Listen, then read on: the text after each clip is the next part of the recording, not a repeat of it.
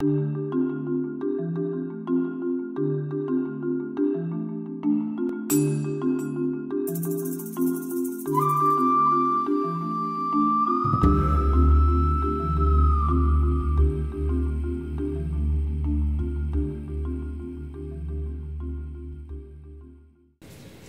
eu convido então para assumir a mesa como coordenador o Dr. Kleber Lincoln Gomes.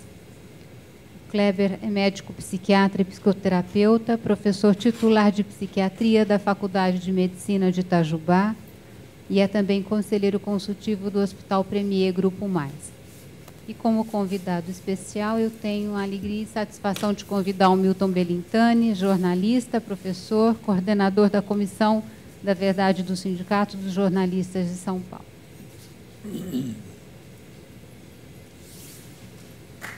O filme teve 2 horas e 20 minutos, portanto, como a gente tem o teto sempre até 10h30, a gente pode fechar tipo 10h15, então vocês têm esse tempo para fazer os seus comentários, observações, abrir para a mesa e vocês ponderem então como é que fica mais adequado, ok? Então entendi. Ela disse que a gente tem uns 40 minutos no total. No máximo 40, 45, é. Então eu estava pensando em falar meio rápido para permitir conversar um pouco com as pessoas. Boa noite a todos. Mais uma vez, uma satisfação muito grande de estar participando desse grande evento, cada vez mais concorrido, já estamos deixando até gente de fora, né?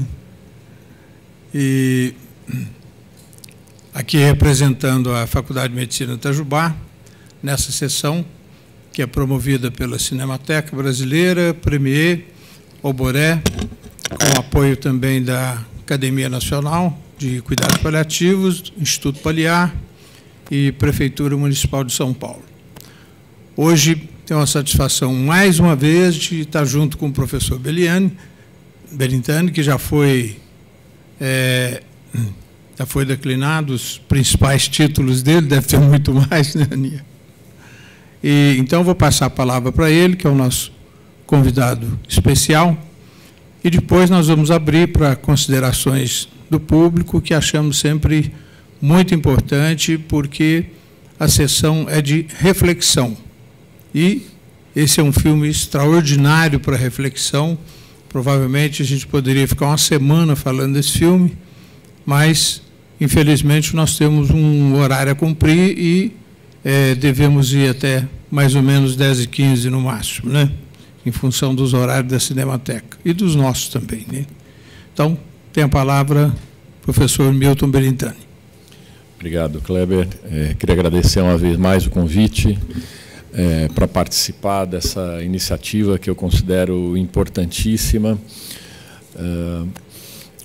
porque a gente percebe que o cinema, cada vez mais, ele é um instrumento universal também de reflexão, na contramão, né, do que se tenta impor o cinema apenas como entretenimento, mas a gente tem tido aqui nesse espaço, não só da Seção Averroes, mas da própria Cinemateca, a possibilidade de utilizar o cinema para nos ajudar a pensar a vida, né? Eu vou procurar falar rapidamente, porque o filme, com quase 2 horas e meia, nos deixou pouco espaço para monólogo aqui na mesa. Então, para a gente efetivamente ter uma conversa, uma reflexão coletiva, eu quero apontar algumas coisas. Assim, esse filme me fez, primeira vez que eu vi e agora revendo, ele me fez lembrar dos meus 6 anos de idade, quando eu ganhei de presente dos meus pais um enorme quebra-cabeças, assim, que pegava aqui 60% dessa mesa. E a hora que eu joguei aquilo em cima da mesa, não parecia um brinquedo com o qual eu estava me acostumado, que ele não dispensava manual de instruções, a gente já mexia nele e já saía brincando. Aquele monte de pecinhas que não se pareciam com nada, e muito menos com a foto da caixa, né? e que me desafiava a reproduzir a foto da caixa, eu não tinha a menor ideia de como montar aquele quebra-cabeças, né? Até que me deram a dica básica de pega as pecinhas que são retas numa ponta e vai fazendo a moldura e depois vai procurando os que se encaixam. O filme, eu acho que ele tem muito disso, de desafiar a nossa capacidade de juntar fragmentos, né? E quem viu outros filmes do Alejandro González Iñárritu, do diretor mexicano, que é um brilhante diretor de cinema, percebe que é uma característica das histórias dele. Elas não são lineares. O filme não começa e vai para o final. Ele fica passeando, e entre passado e futuro e presente, e nesse daqui ele mistura 3 histórias que se interrelacionam, o que torna o jogo muito mais desafiador, não é? E aí eu fui pesquisar um pouco, né, já que hoje ia ter que falar sobre esse assunto, fui pesquisar um pouco sobre o diretor, né, porque dos filmes dele, o primeiro, Amores Perros, né, ou Amores Brutos em português, o segundo, 21 gramas, o terceiro, que é justamente o Babel, e o quarto, que foi objeto de exibição de uma sessão Averroes, eu estava aqui na mesa com o Kleber, que foi o Beautiful, eles têm um traço comum aí. Eu não vi o último, o Birdman, que está em cartaz e que ganhou o Oscar finalmente. Esse filme foi indicado ao Oscar, perdeu para o Infiltrados, do Scorsese, né? Que é um belíssimo filme, mas não me parece que seja superior a esse filme, né? E aí eu li uma entrevista do Iñárritu em que ele dizia exatamente sobre essa coisa de contar histórias, de aprender a contar histórias, que o pai dele era um grande contador de histórias. E que, quando ele começava a perguntar muito sobre a história, o pai ia para o final, e aí ele se impacientava porque faltava completar a história, o pai voltava para o começo, e cada vez que o pai contava a história era diferente, tinha elementos diferentes. E que, ao contrário do pai, ele tinha uma tia, irmã do pai, que contava as histórias do começo ao fim, bonitinha. E ele achava um jeito chatíssimo de contar. E aí ele percebeu que essas duas formas, mais do que ele escolher por um padrão de atração ou estético, atendeu a uma característica dele. O Iñárritu, ele tem uma... Silvia, que é psicóloga aqui, me corrige se eu falar errado, mas ele tem uma característica, uma condição, eu não sei, ele tem déficit de atenção. Então, ele é incapaz de botar o foco numa coisa só. Ele é aquela pessoa que olha tudo de cima, né? Para quem o caos não é o caos. O caos é a ordem natural das coisas, né? Então, quando ele se transforma em um narrador, ele é, se não um organizador do caos, ele é alguém que consegue dar, igual o quebra-cabeças que eu citei no começo, definir as bordas do caos no meio do que você tem que armar a história, não é? Então, aí, indo para o filme especificamente, indo para a história. Quando a Ana Luísa me convidou para estar aqui hoje nessa mesa, fazia anos que eu havia visto o filme, eu não estabeleci de cara a conexão, né? Peraí. Onde é que o Babel, né, nos ajuda a entender a vida a partir da terminalidade da vida? E o filme, ele, o tempo inteiro, a história, bom, eu estou falando do Iñárritu e estou esquecendo de falar do roteirista, de quem escreveu isso, que é um outro mexicano brilhante, o Guillermo Arriaga, né? O filme, o tempo inteiro, ele nos empurra para os limites, né? O limite da tensão, o limite dos medos, o limite do indivíduo frente a situações que parecem muito maiores do que a gente. Algumas vezes, essas situações podem ser a violência, né? E, agora, pior do que a violência é a violência que você não consegue prever, que parece gratuita, que brota do nada, né? E aí a gente vê exatamente isso na história, na história que abre o filme e que é meio o centro dele todo, que é a história que se passa no Marrocos. E a coisa que mais me surpreendeu ao ler sobre o filme é que só há 2 atores profissionais naquela história do Marrocos, que são justamente a Cate Blanchett e o Brad Pitt. Todas as outras pessoas são locais da onde eles filmaram e que foram provocadas, ou eu não diria ensaiadas, mas receberam uma história que elas incorporaram. E o filme tem ali, nessa parte do Marrocos, uma carga dramática difícil de lidar, né?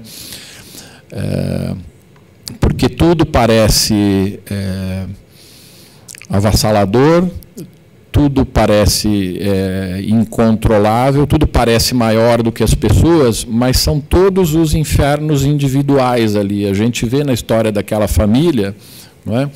Dos meninos que tinham a responsabilidade de ajudar a manter o sustento, cuidar das cabras para que os chacais não as comessem. Mas eles têm uma disputa entre eles pela atenção do pai, não é? E reproduzem ali os dois o limite do que é a regra, que é não olhar para a irmã nua, e do que é o desafio, né, a essa regra. O filme tem alguns momentos que me parecem assim, quase nos empurram, ou quase nos convidam a estabelecer certezas. A primeira vez que eu vi o filme e revendo o filme, eu fui pego de novo por essa falsa certeza que era: Cate Blanchett vai morrer, a menina vai pular da varanda, não é? E os meninos vão conseguir escapar da polícia. E nenhum dos desfechos previsíveis acontece, né? Ele, o tempo inteiro, ele parece que não só ele espreita os limites, como ele brinca, mexe com as nossas convicções, como se ele quisesse nos preparar o tempo inteiro para o que a gente vê no final, que assim, são 2h30 de muita emoção, de tensão, e no final ele te brinda com desfechos de humanidade, de reumanização, mesmo na tragédia da morte do irmão mais velho, porque é quando o menino mais novo ele se liberta da pressão que ele tinha dentro daquela família, e ele tem na juventude dele a capacidade de chamar para si a responsabilidade de toda aquela história. Então, assim, dizem que, bom, isso é cinema americano, né? Produzido nos Estados Unidos, com um diretor mexicano, com um roteirista também mexicano, uma trilha sonora matadora de um argentino, que é o Gustavo Santaolalla, né, que ganhou o Oscar com a música, e que é o mesmo autor da trilha do Diários de Motocicleta, do Walter Salles, né, também com o Gael Garcia Bernal. Então, assim, é um filme global, né, é um filme que mostra, que eu acho que é a coisa aí, saindo das dimensões individuais, mas pensando na dimensão do mundo em que a gente vive, que a ideia de um mundo global é a ideia de um mundo sem fronteiras. É um mundo que está ao alcance da nossa curiosidade e da nossa visitação como turistas. E a hora que você se relaciona com o ambiente como turista, né, você, na verdade, não se relaciona com o ambiente verdadeiro, você se relaciona com a paisagem daquele ambiente. Só que aquela paisagem tem vida, ela tem situações, ela tem uma contradição, ela reage à presença do estranho. Por que o menino resolveu atirar no ônibus de turista e não em qualquer outra coisa que estivesse longe? Não é? Então, quando a gente fala dos limites do ser humano, da vida em sociedade, a gente também está falando da vida entre os povos. Não é? É um filme que, se eu contei direito, a gente viu ali, bom, o filme é falado em inglês, em marroquino, em espanhol e em japonês, em 4 idiomas. E ali a gente só não teve como protagonista a população negra. Ela aparece na figura do policial de fronteira, mas você tem todos os tipos ali cumprindo os papéis sociais tradicionais nos seus países. Esse desafio à ideia de que o mundo global está ao alcance da mão, ele é apresentado quando você coloca culturas que não se conhecem, por isso não se compreendem, por isso não se respeitam, em contato. E aí você vê o quê? Você vê um monte de momentos de incompreensão. A incompreensão que você encontra ali num primeiro momento entre os dois turistas precisando de socorro e tendo dificuldade de se fazer entender. A incompreensão que você encontra entre os mexicanos e a polícia de fronteira nos Estados Unidos, a compreensão que mesmo num país em que não há outros idiomas, você tem no idioma da menina que é surda e por isso não é compreendida e não se sente integrada naquele meio. Então a gente está falando o tempo inteiro de não integração também nesse filme, não é? E eu acho que essa é a grande provocação que ele faz, por isso o título, inclusive, de Babel, né? Os nossos limites, as nossas expectativas, as nossas esperanças, os nossos desafios, os nossos medos, estão colocados hoje nesse mundo global que parece muito menor do que das nossas infâncias, mas ele não se aproximou necessariamente. É um mundo que continua em choque, porque ele não olha para si próprio, né? As pessoas... Quando é que a gente vê a reumanização no filme? É nos momentos de extrema fragilização, não é? Então, é o reencontro do casal na hora em que ela está ali sangrando e correndo o risco de morrer e fala para o marido que ela fez xixi na calça e que precisa fazer de novo. E ali, naquele momento, eles têm um reencontro, porque é um casal que viajou em crise, como a gente viu na história toda. Ou do pai com a filha, quando o pai, aparentemente, ele sai do distanciamento dele depois da morte da mulher, vai viajar para o outro lado do mundo, e talvez não percebesse a filha, e talvez por isso ela precisasse fantasiar a maneira como a mãe morreu, e a hora que ele vê a filha ali, a nudez, né, literal da menina, ela é só um reforço da metáfora da nudez de alma dela que ele percebeu ali. E é quando eles se reencontram.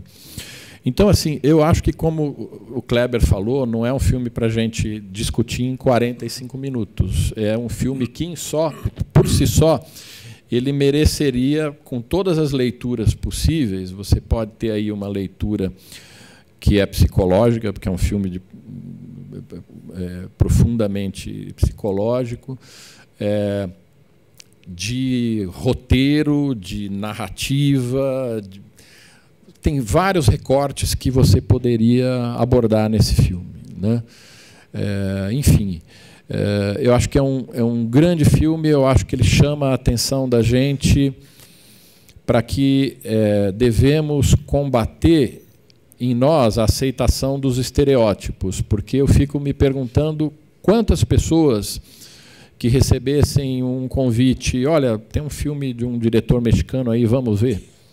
Quantos se deixariam mover pela curiosidade de peito aberto e falar, pô, cinema mexicano, vamos ver. Né? A gente fala mexicano, vem na cabeça o estereótipo do mariachi cantando. Né? Agora que a gente tem as paletas aqui, tem um outro estereótipo, né, de que eles são bons para fazer sorvete. Mas, assim, para finalizar, a gente aprendeu que o cinema, na videolocadora, né, ele estava, agora que não existe mais, mas a gente ainda acha nos Netflix da vida, estão lá organizados por gêneros. Né? Então, você tem cinema de ação, de suspense, cinema de horror. O cinema do Iñárritu, ele é um cinema de gente. Ele é um cinema que nos faz olhar para as pessoas, nos faz olhar para o outro, como forma de a gente olhar para nós mesmos e nos entendermos melhor. Né? Então, eu acho que não é um acaso que um segundo filme do Alejandro Iñárritu tenha sido escolhido para fazer parte da sessão Averroes e nos permitir uma reflexão em torno dele. Né? É isso. Muito obrigado, Milton. Vou fazer também algum comentário rápido para a gente abrir para os comentários da plateia. A minha reação quando a Ana também me convidou, eu falei, só pode ter sido o Sérgio para falar esse filme, né? O que tem a ver com a sessão Averroes, com terminalidade e tudo mais. Mas, conhecendo o grupo como eu conheço, eu falei, tem que ter alguma coisa a ver. E, na medida que eu fui revendo o filme, eu já tinha visto o filme anteriormente, eu tive uma visão assim, da questão de comunicação, né, que é um sistema, se você vê o filme ou o mundo como um sistema, é um sistema totalmente integrado hoje, através da globalização, mas, ao mesmo tempo, você vê ele totalmente desintegrado, como bem chamou a atenção o Milton. Então, é comunicação e, ao mesmo tempo, falta de comunicação. São 4 países, são 4 línguas diferentes e uma surda-muda no meio, enfim. Então, essas coisas chamam atenção, mas, ao mesmo tempo, um único motivo, um único fenômeno desencadeia uma série de epifenômenos dentro desses 4 países. Nós assistimos esses vários momentos.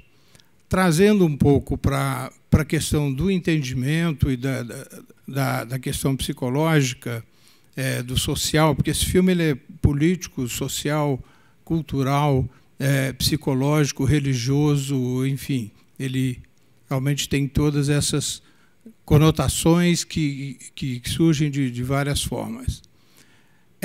A importância de um fato, quando se imagina que as coisas são integradas e podem se desintegrar com facilidade, ali foi a partir de um tiro, mas pode ser a partir de uma palavra, de um escrito, de uma notícia do jornal, né?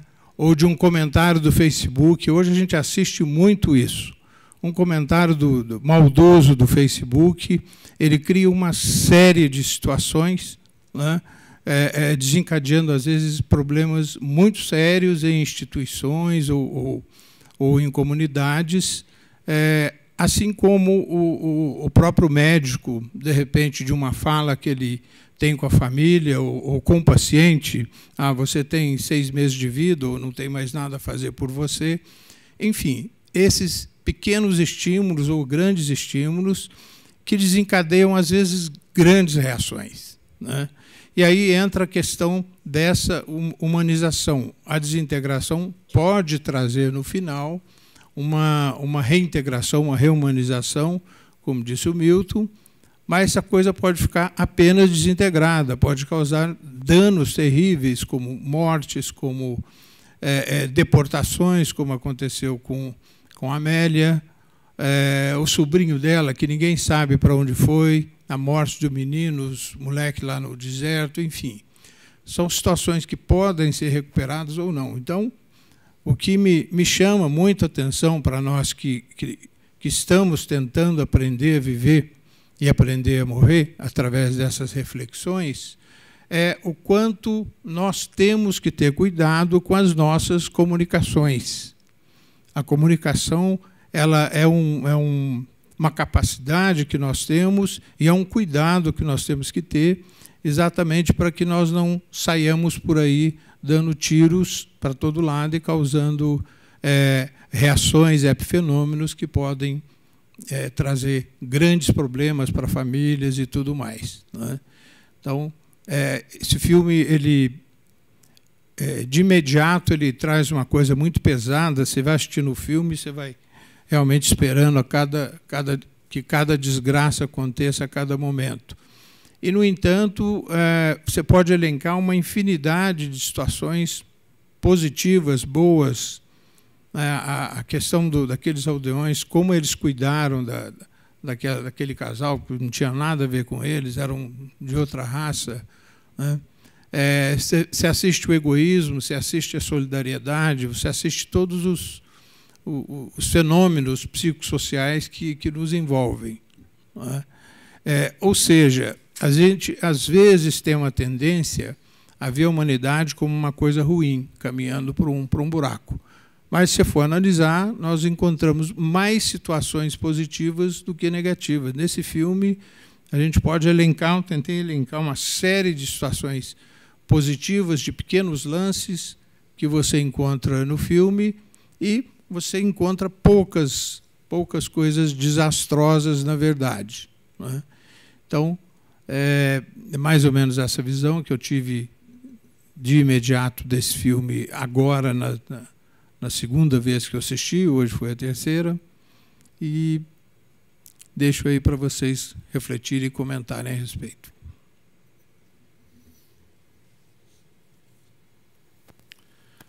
Microfones.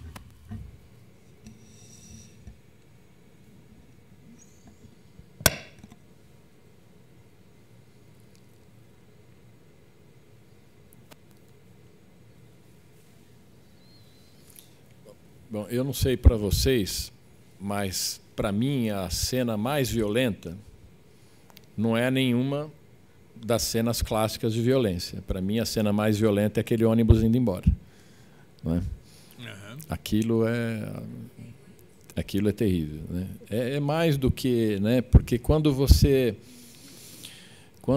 vê entre culturas diferentes a não empatia, você pode até procurar uma justificativa. São culturas que não dialogam. Mas quando você vê entre iguais, é o abandono escancarado, né? É a renúncia da total humanidade de quem estava dentro daquele ônibus e foi embora.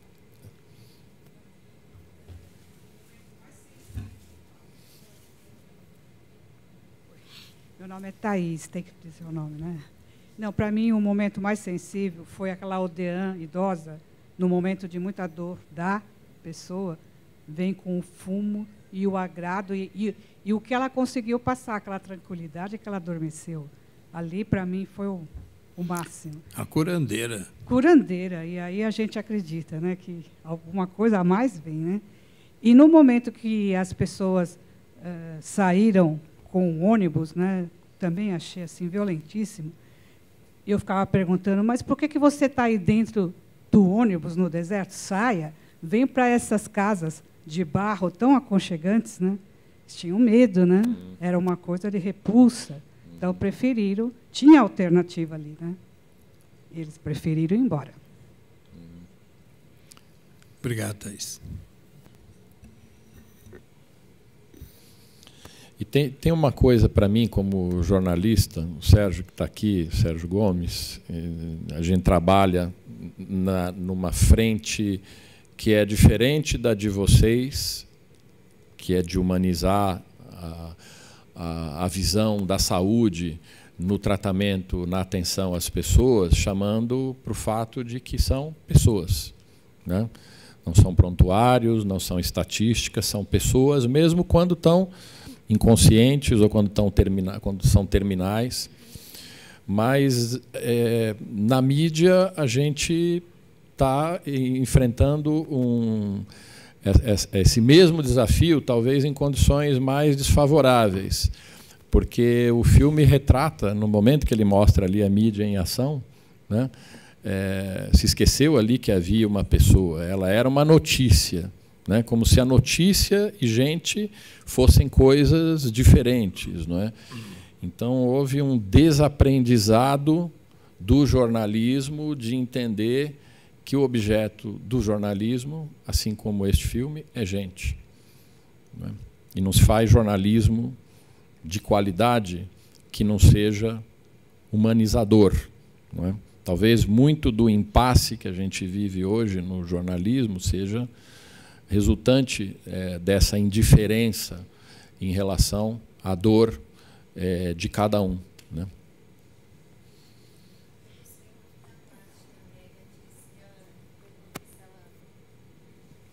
Luísa, eu gostei muito da parte que a Amélia diz, que a menina pergunta se ela é má, e que ela diz, não, eu não sou má. Eu apenas cometi um erro. Mas ali foi um erro não é nem de tradução, é de quem fez. A Silvia, que tem um ouvido de tuberculoso, né? O menino fala, mas por que se você não é má? E como a dicção dele ali na hora foi meio atropelada, quem tirou rapidamente, colocou você é má, aquele você é má ali está completamente fora de contexto. Né? Ela diz, não, apenas eu cometi um erro. Né? E outra coisa, todas as histórias, elas rodam em torno de filhos. Aquele casal saiu para viajar porque eles perderam um filho. A Amélia faz aquela viagem para ir ver o filho. Aquele tiro acontece, aquela tragédia do tiro é um filho. E a menina. A menina, tudo ao redor da família mesmo, que não conversa, não se comunica. Né? Não sei. Talvez um sentido disso daí, porque não é uma coincidência ele escolher que todas as histórias tivessem a relação com filhos, né? Mas é de provocar a transcendência. Né? A transcendência natural do ser humano são seus herdeiros, né? Aqueles que vão continuar, mais do que continuar a espécie, continuar o significado do nosso núcleo, da nossa família. Então, uma forma de fazer você olhar para a humanidade e para reumanizar-se é olhar primeiro para os filhos. Né? Tem outro aspecto de filhos, que é o último letreiro do filme. Ele oferece para quem? Para os filhos. Para os filhos. É engraçado isso, né? Porque filme, tem gente que fala assim, não, para que ver um filme mais de uma vez? Cada vez que você vê o filme, é um novo filme. Se você assiste o filme, vendo o filme de verdade, porque aí você vai... e você nunca vê um filme do mesmo jeito, né? Porque nessa constatação dos fragmentos,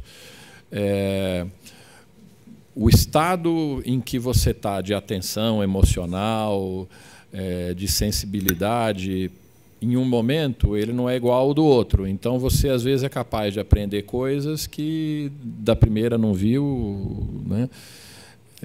Então, é um filme de artesão, né? Porque nada parece gratuito. Né? Se você prestar atenção em cada coisa ali, você vai achar um significado. Até que eu estava me perguntando aqui, mas o letreiro é longo, está tarde, será que a gente vai ver todo o letreiro? E você vê a importância do letreiro, porque ele ajuda a gente a entender um pouco mais da lógica dos realizadores. Né? Eu acho que a violência maior não foi assim entre algumas pessoas, mas do poder ali, né? Como as pessoas bateram naquele senhor, do policial, do americano, de todo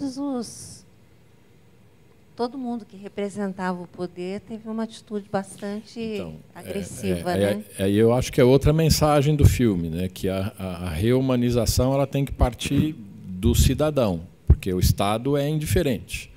Né? O Estado, quando interveio, a não ser o policial japonês, ele agiu como o Estado clássico, regulador, repressor, não é? Então não virá dele a reumanização. Né?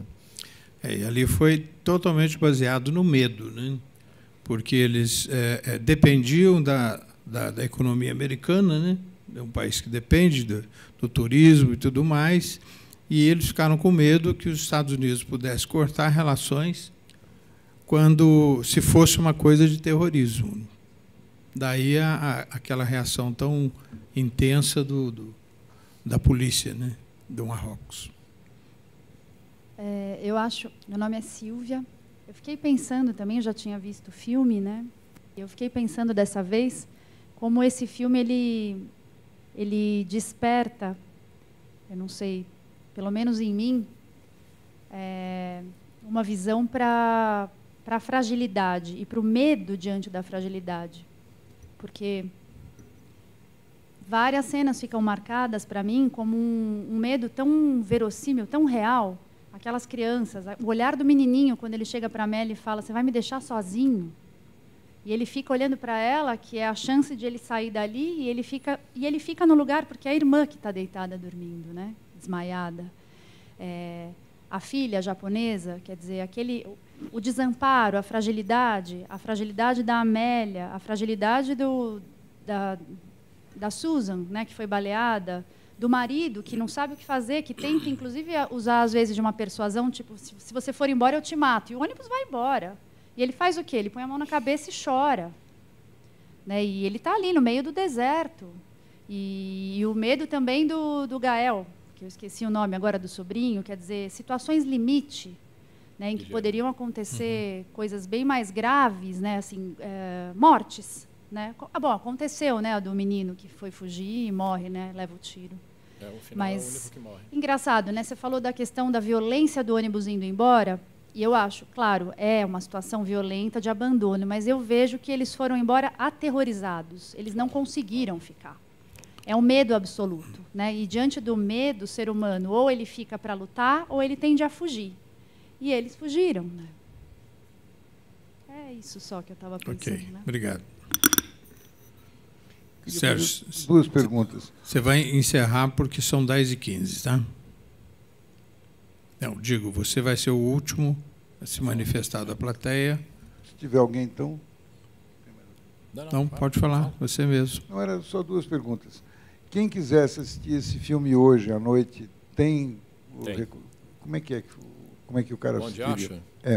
Não, você acha esse filme, você encontra, não tem jeito de não falar de empresa, né, aqui, né? Então, assim, você acha no quem é assinante da NET, entra naquele Now e tem o filme, ou no Netflix, esse filme é fácil de encontrar, tá. Né? Então, e também ainda em 2001 vídeo, que eu acho que é a única que sobreviveu, né, por enquanto, né, não tem mais nenhuma, e tem a americana, encontra. Mas nunca funciona bem. Tá. Então, podemos dizer que não há limitação de nenhum tipo técnica hoje para que qualquer pessoa minimamente bem informada sobre a importância desse filme, etc., possa acessá-lo e assistir em casa, não na telona, etc., mas... Sim. Ok. Mas como recuperar o que vocês dois falaram? Como recuperar? Como? 2/3 da plateia inicial, nós tivemos 40 pessoas que foram embora, porque nós tivemos que fazer, a Ana teve que fazer aceitou uma proposta evidente, que nós estamos com um ciclo novo de cinema brasileiro, etc., e o que temos de acerto com a Cinemateca, que é a sala BNDES, 220 lugares. E aqui são 100 e...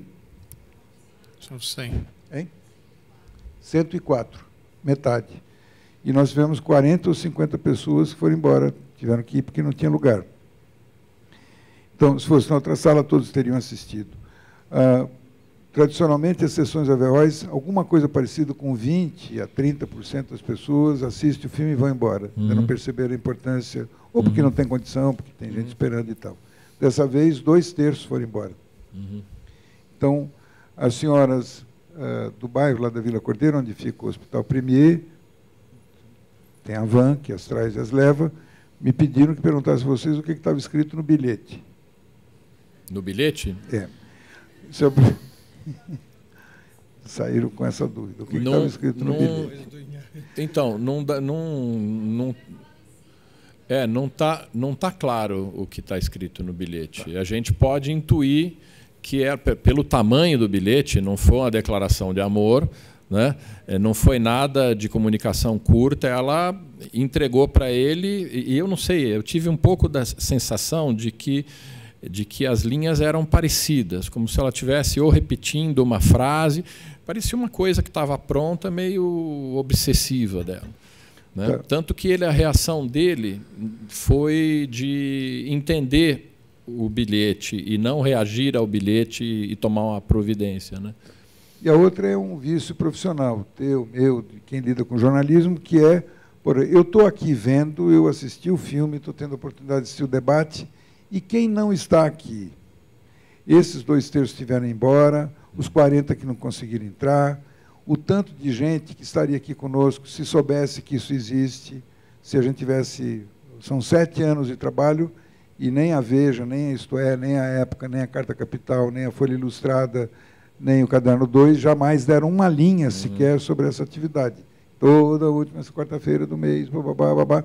Então, apesar disso, lota a casa, sobra gente, seria até o caso de ter uma segunda, uma terceira sessão, mas assistir o filme não precisa vir hoje na Cinemateca para assistir o filme, como está sendo dito. O cara pode baixar e assistir em casa e aceita realiza isso durante um padrão aceitável. Ele ainda não teve essa experiência de desligar o celular, baixar as cortinas e realmente poder fazer essa imersão durante 2 horas, 2 horas e meia.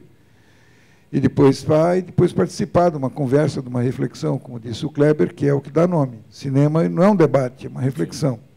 Mas, enfim, aí isso que aconteceu na mesa, que vocês falaram, as observações das pessoas que estão aqui na sala, que desafiaram vocês a ter novas respostas, ou ver novos ângulos e tal, isso é irrepetível. Mas o jornalismo existe também como forma de capturar isto que a maioria não viu, como forma depois de socializar isso, é a sua missão. Hoje não há dificuldades técnicas de registro. Sim. Nós teríamos aqui, com esse som lá na cabine, 2 maquininhas aqui, uma podendo pegar o zoom de vocês, outra mostrar a plateia, enfim. E era possível a gente ter uma sessão Averroes depois, em que o cara assistisse o filme do jeito que ele quisesse e ter acesso através do site, do Premiere, etc.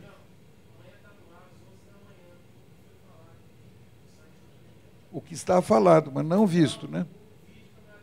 Opa! Então faça favor. Então, pimba, é isso. Maravilha. Agora, Sérgio, só para te responder isso aí, eu acho que isso é eu acho importantíssimo que esse registro esteja disponível, mas ele também não substitui a presença das pessoas, assim como fazer a imersão num espaço de cinema para ver um filme é diferente de ver o filme em casa. Participar presencialmente de um momento de reflexão coletiva como protagonista também é diferente de como espectador, né? Ou como espectador, não é? Então, eu acho que esta iniciativa, há 7 anos, ela contribui fortemente para o resgate da convivência em vários sentidos. Nesse caso, é para produzirmos juntos emoção, inteligência, reumanização. E isso só se faz assim, né? Como a gente fez aqui hoje, como vocês vêm fazendo nesses anos todos, né? Então, agora, quando não há essa possibilidade de ter esse bistrô ou da comida ser preparada em cima da mesa, absolutamente individualizada, personalizada, aqui tenha pelo menos um restaurante, um McDonald's, em que o sujeito vai lá e come comida boa, saudável, quente, ainda que não seja tudo isso.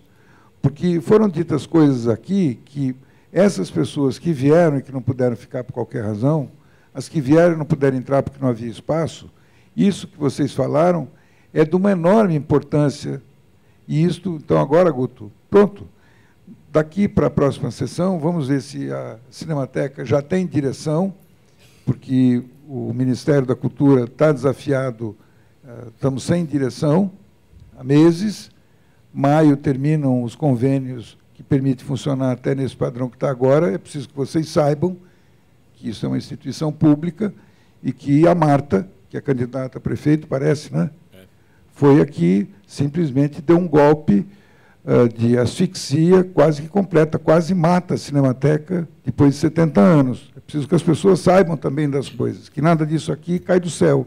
Isso é uma luta permanente. Então, chegamos quase que no fundo do poço.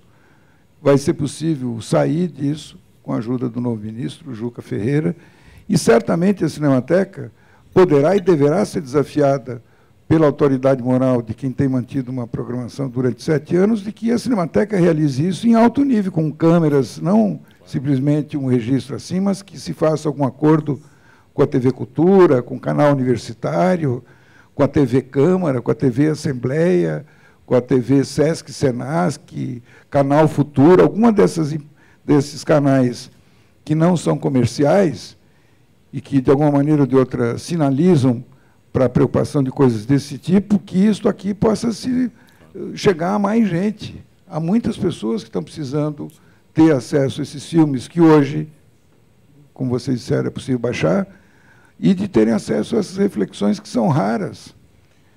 São muito raras. Que as pessoas precisam querer. Bom, eu concordo com o Milton que é absolutamente fundamental esse assistir junto, essa confraternização, essa solidariedade que se faz através do filme, eu acho ela fundamental. Já participei de inúmeras sessões aqui em Itajubá, e sempre assisti o filme antes, mas nunca consegui não assistir com o grupo, que por si só já é uma reflexão. A pena que hoje o espaço era pequeno, algumas pessoas perderam, outras tiveram que ir embora. É válido também se ver depois essa reflexão, mas não dá para fazer tudo sempre, né, Sérgio? Então, eu queria agradecer principalmente a presença do meu companheiro de mesa pela segunda vez, professor Milton Belintani. Muito obrigado, Milton. Agradecer ao público, não só por ter vindo mais uma vez à sessão, cada vez mais concorrida, mas por ficarem até o final e nos darem essa oportunidade de poder conversar com vocês. Você quer se despedir, Milton? Não, é isso. Eu acho que a despedida é que da próxima vez a gente convide mais alguém, né? Vamos estar na outra sala, vamos ter mais espaço, mas assim, eu acho que pode ter sido frustrante para quem não conseguiu entrar, mas para o projeto é melhor saber que tem gente sobrando do lado de fora do que faltando gente dentro, né? É isso.